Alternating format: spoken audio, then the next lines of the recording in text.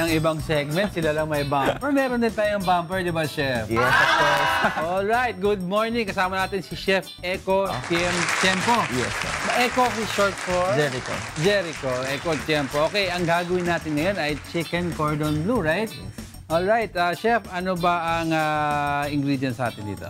Okay, so ang ingredients natin for our Chicken Cordon Bleu, we have the chicken breast fillet, of course. Then we have our ham, cheese, seasoning, pepper, and oil for frying. Alright, and nakita ko ito, hindi, meron ka pa. Yeah, we have, for coating naman, we have the flour, egg, milk, and breadcrums. Flour, egg, milk, breadcrumbs. Of course, we have also the sauce.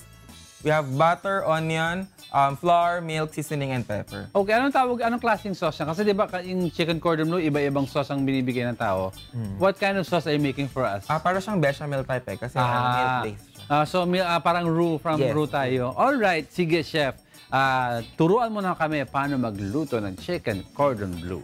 Okay, so first, yan. So, sinison natin ng ating breast fillet ng salt and pepper.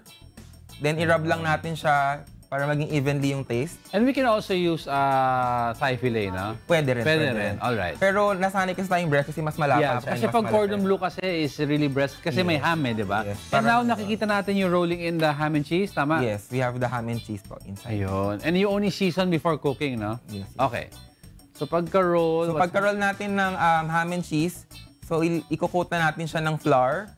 Then yung ating mixture ng egg and milk.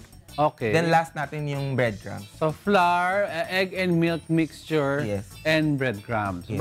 Para saan yung milk? Ano ba effect ng milk natin? Actually kasi parang experiment ko lang yon kasi before egg lang nilalagay ko kaya lang kasi medyo natatanggal kasi yung pinaka-egg dun sa flour. So para mas lang siya, mas kumapit lang yung breadcrumbs. So mas maganda ang effect. Mas maganda And some people ayaw nila yung eggy na taste, di ba? Yes. So pang break ng lasa. Okay, now what's happening now? Ngayon naman i-deep fry na natin yung ating chicken.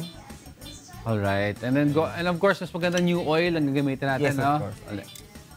And usually, how long do we cook this? Kasi ang understanding ko, this is chicken breast, madali siya mag-dry. Madali siya mag-dry kapag na-overcook. So, ginagawa lang natin. So, based on check lang natin kapag golden brown na siya.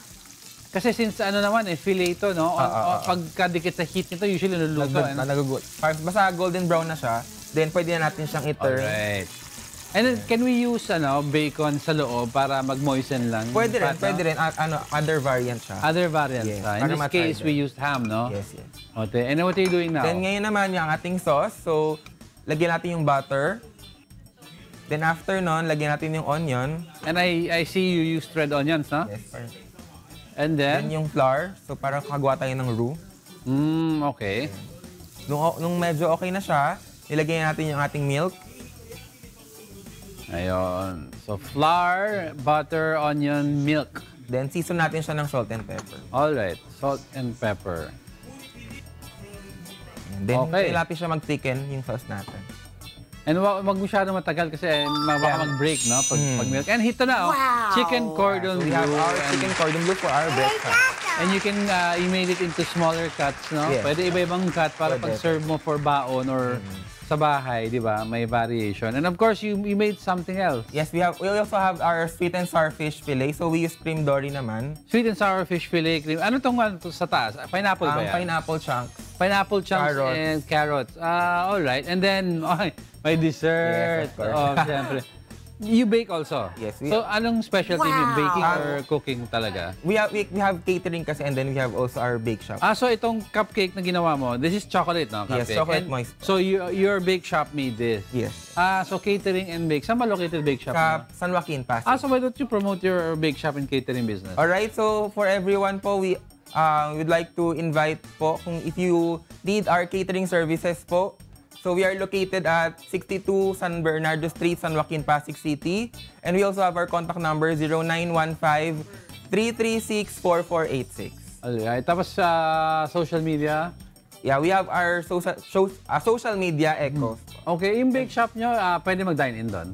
No po, home base po kasi kami. Home base. So pero we can see yung mga baked goods nyo and we can buy it from there and take out. Or we can call in advance. Usually online po kasi, nakapost po lahat yung ginagawa po namin sa Ecko's Bake Shop po na page. And pwede magpa-customize? Yes, of course. Alright, may babatiin mo tayo?